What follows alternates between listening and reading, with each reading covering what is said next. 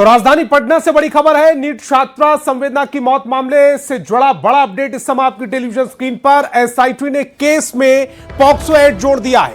Court से अनुमति मिलने के बाद यह पॉक्सो एक्ट जोड़ा गया है। अब केस की सुनवाई पॉक्सो की विशेष अदालत में होगी। अब तक यह केस सामान्य कोर्ट में था। एफएसएल रिपोर्ट में मेल स्पर्म मिलने और मृतका थी उसके नाबालिग होने की वजह से यह पॉक्सो एक्ट जोड़ा गया है। कोर्ट की अनुमति मिलने के बाद इसे जोड़ दिया गया है। बड़ी खबर, नीट छात्रा संवेदना की मौत मामले से जुड़ी यह बड़ी खबर, बड़ा अपडेट। एसआईटी ने केस में पॉक्सो एक्ट जोड़ा है। कोर्ट से अनुमति मिलने के बाद इस पॉक्सो एक्ट को जोड़ा गया है। अब केस की सुनवाई पॉक्सो की विशेष अदालत में होगी। अब तक यह केस सामान्य कोर्ट में ही चल रहा था। एफएसएल रिपोर्ट में मेल स्पर्म मिलने और मृतक के जो नाबालिग होने की पुष्टि हुई, उसके बाद पॉक्सो एक्ट को जोड़ा है। कोर्ट की अनुमति मिलने के बाद इसको जोड़ा गया है। संदिग्ध मौत मामले में बड़ी खबर जो है वो हम बता रहे हैं। इस केस में जो है वो पॉक्सो एक्ट कोर्ट के आदेश के बाद जो है वो जुड़ गया है। एसआईटी ने कोर्ट का दरवाजा खटखटाया था और पॉक्सो एक्ट जोड़ने की जो है अनुरोध किया था, जिस पर कोर्ट ने ग्रांट किया। और इसके पीछे जो एसआईटी ने तर्क दिया वो ये एसआईटी का तर्क था कि जो मृतक है उसके अंडरगारमेंट्स पे स्पर्म जो है वो पाए गए हैं, पुरुष के स्पर्म पाए गए हैं। और चूंकि वो 18 वर्ष से एज कम है उसका, तो ऐसे में इस केस में पॉक्सो एक्ट जोड़ा जाए, जिसके बाद कोर्ट ने जो है पॉक्सो एक्ट जोड़ने की अनुमति दी। और अब यह पूरा केस जो है वो पॉक्सो कोर्ट में चलेगा, पॉक्सो कोर्ट में सुनवाई होगी। हालांकि फिलहाल एसआईटी जो है इस पूरे मामले को लेकर के जांच जो है वो कर रही है। अब तक लगभग 25 लोगों का जो है वो डीएनए जांच के लिए जो ब्लड सैंपल जो है वो लिए गए हैं। दूसरी तरफ जो टीम है वो अलग अलग बिंदुओं पर जांच पड़ताल कर रही है। लेकिन अब चूंकि यह मामला जो है वो पॉक्सो से जुड़ गया है, तो इस पूरे मामले की जो सुनवाई है वो पॉक्सो कोर्ट में ही होगी। कैमरा पर्सन दीपक के साथ अमित कुमार, न्यूज 18 पटना। और गोपालगंज में 1.5 साल की मासूम से दुष्कर्म मामले में पुलिस ने बड़ा कदम उठाया। गोपालगंज के एसपी विनय तिवारी ने कहा कि आरोपी मोहम्मद सारिक को जल्द से जल्द सजा दिलाने की कोशिश की जा रही है। उन्होंने कहा है कि आरोपी मोहम्मद सारिक को पॉक्सो एक्ट के तहत 10 दिनों के अंदर स्पीडी ट्रायल चलाकर सजा दिलाई जाएगी। वहीं दूसरी तरफ घटना से गुस्साए लोगों से उस मकान में भी तोड़फोड़ की है जहां आरोपी किराए पर रहता था। दरअसल यह घटना 26 जनवरी की शाम की है। फिलहाल बच्ची का पीएमसीएच में इलाज चल रहा है।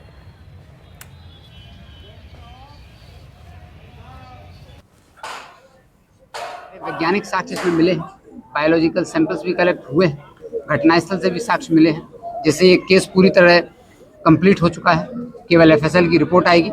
अपराधी को अब जेल भेजा जा रहा है और जैसे एफएसएल की रिपोर्ट आएगी उसके बाद चार्जशीट करके उसको तत्काल सजा दिलाने का काम करेंगे। हम लोगों ने स्पीडी ट्रायल सेल के इंचार्ज डीएसपी लाइन को बनाया है। गोपालगंज में दरिंदगी की शिकार हुई 2 साल की मासूम बच्ची के मामले में गोपालगंज पुलिस एक्टिव मोड में आ गई है। गोपालगंज के एसपी विनय तिवारी ने यह कहा है कि जो आरोपी है मोहम्मद सारिक, यूपी के बिजनौर का रहने वाला, उसके ब्लड सैंपल लिए गए हैं और एफएसएल के साथ साथ वैज्ञानिक जांच कराई गई है और सबूत को एकत्रित करने के बाद कोर्ट में पेश किया जाएगा। इसके साथ ही पुलिस जो है चार्जशीट सौंपेगी और 10 दिनों के अंदर आरोपी को पॉक्सो एक्ट में सजा दिला है। गोपालगंज के एसपी ने मासूम बच्ची के साथ हुए दरिंदगी के मामले में ये बयान दिया है और कहा है कि जो आरोपी है उसे कड़ी से कड़ी सजा मिले, इसके लिए गोपालगंज पुलिस लगातार काम कर रही है। पड़ोसी थे और जिस मकान में युवक रहता था उस मकान में लोगों ने तोड़फोड़ किया था। हालांकि गोपालगंज पुलिस एक्टिव मोड में आ गई है और आरोपी को गिरफ्तार करने के बाद जेल भेज चुकी है और अब 10 दिनों के अंदर उसे पॉक्सो एक्ट में सजा दिलाने के लिए पहल की जा रही है। गोविंद कुमार, न्यूज 18 गोपाल।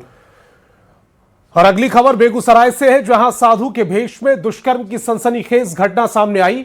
नीम चांदपुरा थाना इलाके में 60 साल के व्यक्ति ने झाड़ फूंक के बहाने महिला के साथ दुष्कर्म किया। आरोपी की पहचान दरभंगा जिले के बहादुरपुर थाना निवासी अरविंद लाल के रूप में हुई है, जो साधु बनकर भिक्षाटन करता था। पुलिस के अनुसार आरोपी पिछले 10 दिनों से गांव में रह रहा था। 25-26 जनवरी की रात महिला के घर में घुसकर वारदात को अंजाम दी। सूचना मिलते ही पुलिस ने आरोपी को गिरफ्तार कर मेडिकल जांच करवाई है। मामले की जांच की जा रही है।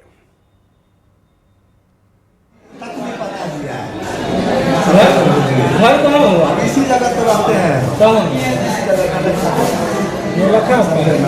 इसी जगह हम सब अपना ड्यूटी करते हैं, अपना नाम भिक्षा नहीं करते हैं बस।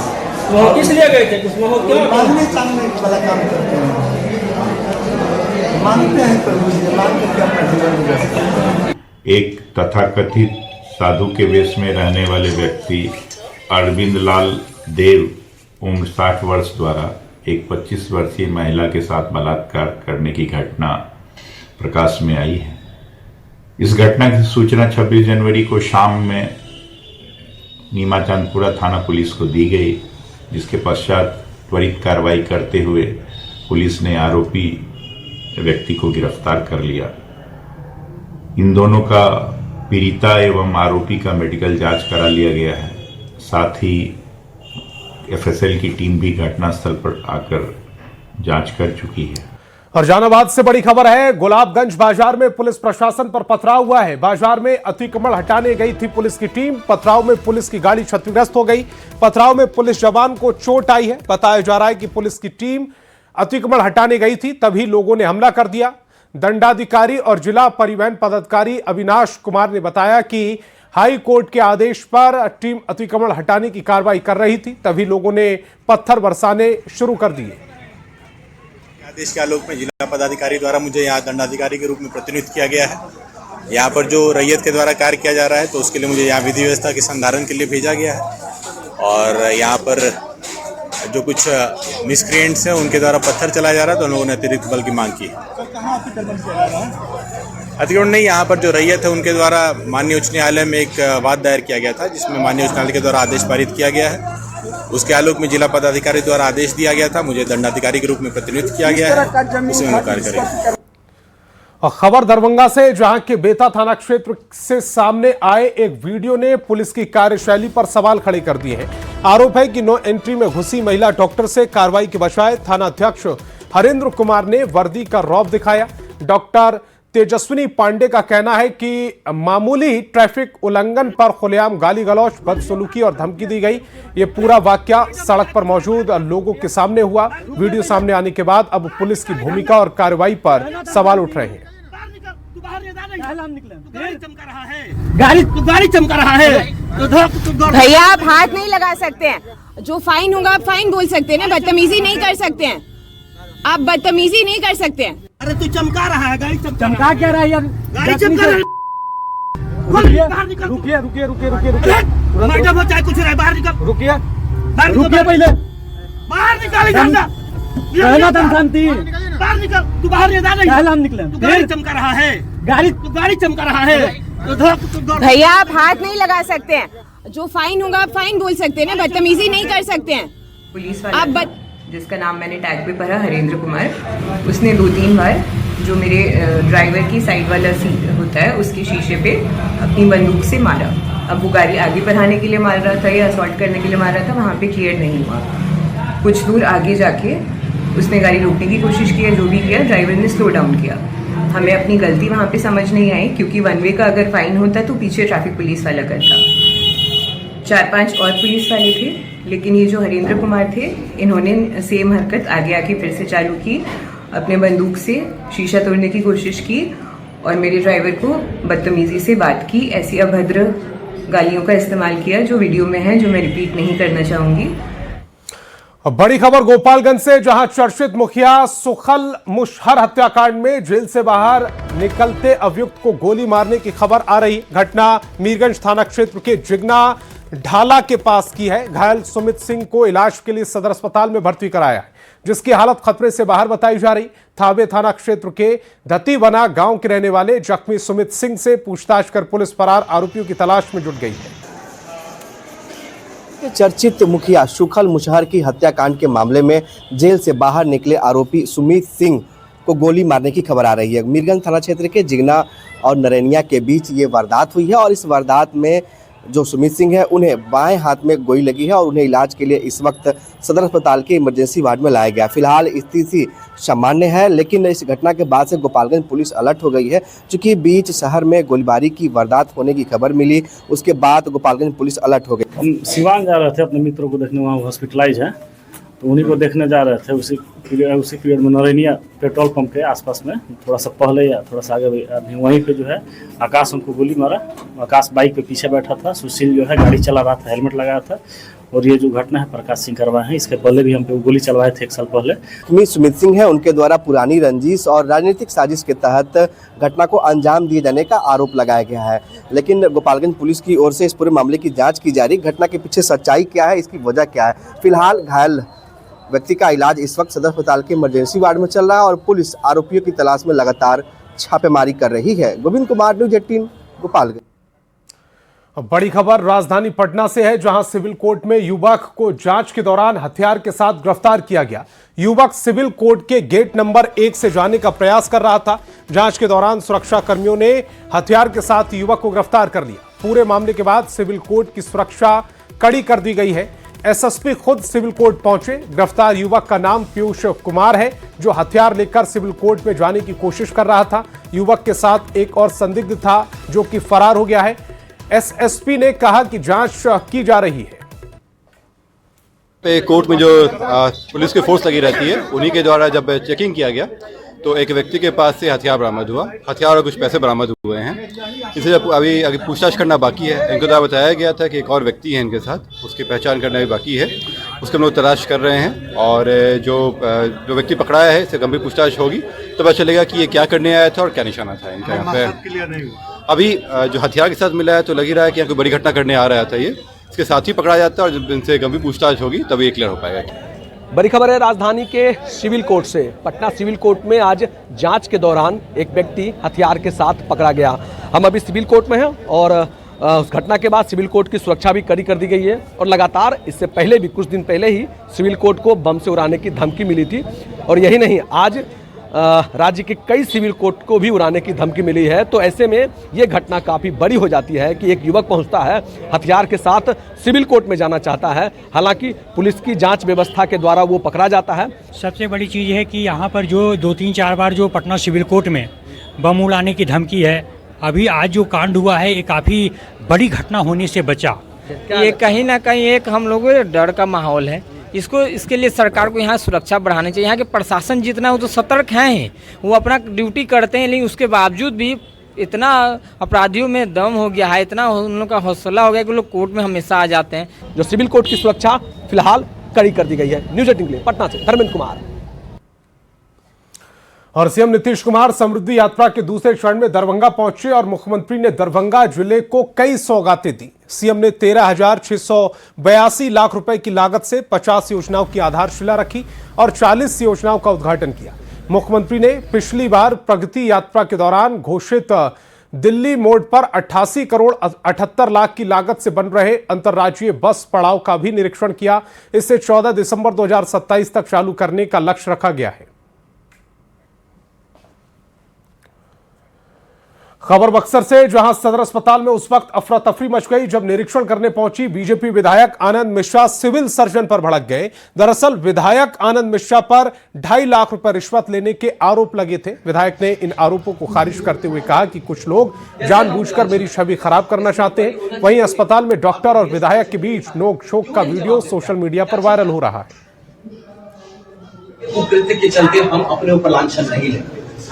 कोई हमको लांछन नहीं लगा सकता कि 2.5 लाख रुपया हमने पैसे लेके आपको छोड़ दिया। यही दे रहा है। आप रेट सेट किए हुए हैं क्या यहाँ पे? ये 2.5 लाख बंद है। वही तो जानते हैं कि आप कुछ नहीं करते, यही जानते हैं।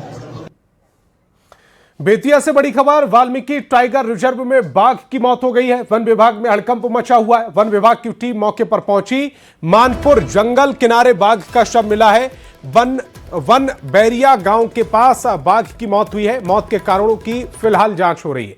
बेतिया से बड़ी खबर है, वाल्मीकि टाइगर रिजर्व में बाघ की मौत हो गई। वन विभाग में हड़कंप मचा हुआ है। वन विभाग की टीम मौके पर पहुंची। मानपुर जंगल किनारे बाघ का शव मिला।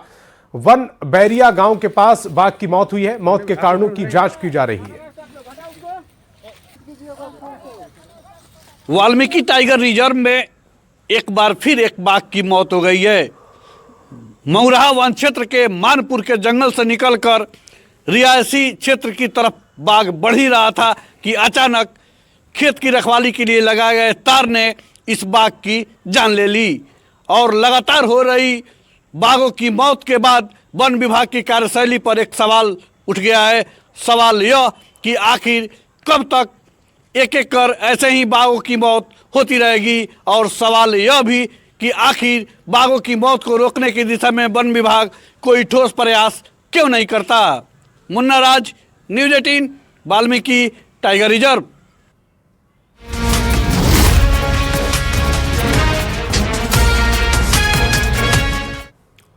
और बात देश विदेश की। महाराष्ट्र के बारामती में हुए दर्दनाक विमान हादसे में महाराष्ट्र के उप मुख्यमंत्री अजित पवार के निधन के बाद पूरे देश में शोक की लहर है। इस घटना पर देश भर के नेताओं ने दुख जताया। सीएम नीतीश और नेता प्रतिपक्ष तेजस्वी यादव ने भी संवेदना व्यक्त की। प्रधानमंत्री नरेंद्र मोदी ने भी दुख जताया। प्रधानमंत्री मोदी ने अजित पवार के चाचा शरद पवार से बातचीत की है। बताया जा रहा है कि कल बारामती में अजित पवार का अंतिम संस्कार होगा। करीब 11 बजे अजित पवार का अंतिम संस्कार किया जाएगा। महाराष्ट्र में 3 दिन का राजकीय शोक फडणवीस सरकार ने घोषित किया है। आपको बता दें कि आज सुबह सवेरे ही ये मनहूस खबर आई। बारामती में एक विमान हादसे में महाराष्ट्र के उप मुख्यमंत्री अजित पवार समेत 5 लोगों की मौत हो गई। हादसा तब हुआ जब अजित पवार जिला पंचायत परिषद चुनाव प्रचार के लिए मुंबई से प्राइवेट एयरक्राफ्ट से बारामती जा रहे थे। विमान से सुबह लगभग 8:10 पर उड़ान भरी और लैंडिंग के समय क्रैश हो गया। क्रैश के बाद विमान का फ्यूल टैंक ब्लास्ट हो गया, जिसके कारण एयरजेट 45 प्लेन में सवार किसी भी व्यक्ति की जान नहीं बचाई जा सकी। विमान में अजित पवार, उनके सहयोगी और 2 क्रू मेंबर्स समेत 5 लोग सवार थे।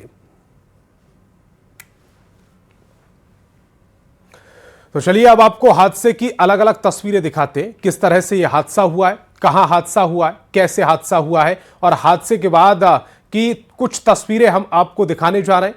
तो आज की ये दिन महाराष्ट्र के लिए काला दिन साबित हुआ। ये बात डिप्टी सीएम एकनाथ शिंदे ने कही है। इन तस्वीरों को देखकर आप अंदाजा लगा सकते हैं कि हादसा कितना दर्दनाक है। विमान में सवार किसी भी व्यक्ति की जान नहीं बचाई जा सकी। रनवे पर लैंडिंग के दौरान यह हादसा हुआ है। प्रथम दृष्टया यही माना जा रहा है कि विमान एयर स्ट्रिप पर सही तरीके से नहीं उतर पाया था, जिसके कारण जमीन से टकराते ही विमान आग का गोला बन गया और उसमें बैठे लोग झुलस गए।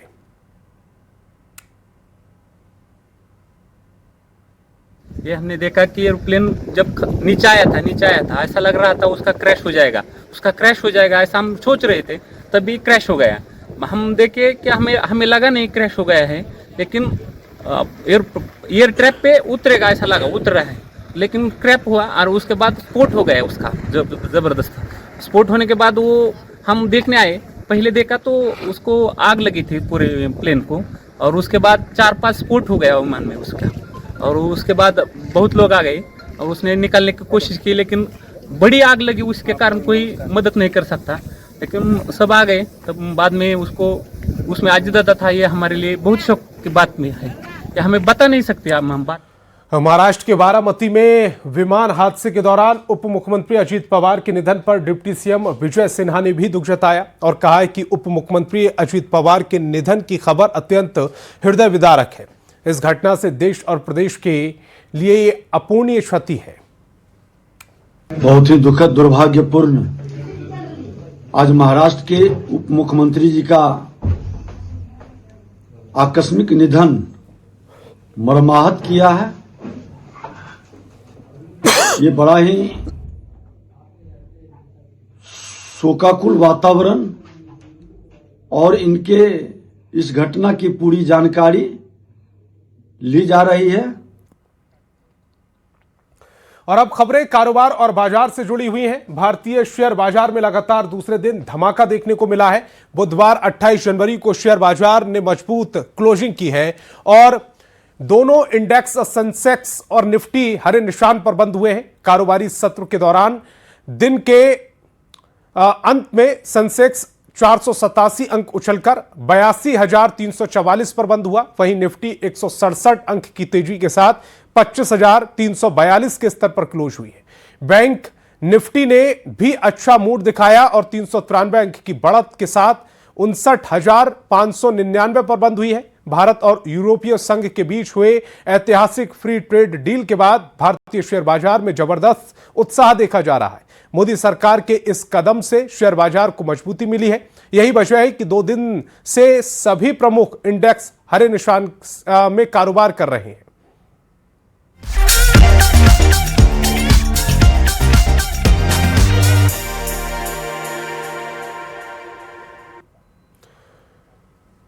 और बात बॉलीवुड की। बॉलीवुड के मशहूर सिंगर अरिजीत सिंह ने प्लेबैक सिंगिंग से संन्यास ले लिया। अपने सोशल मीडिया अकाउंट्स के जरिए अरिजीत सिंह ने रिटायरमेंट का ऐलान किया और लिखा कि प्लेबैक सिंगर के तौर पर अरिजीत अब नया असाइनमेंट नहीं लेंगे।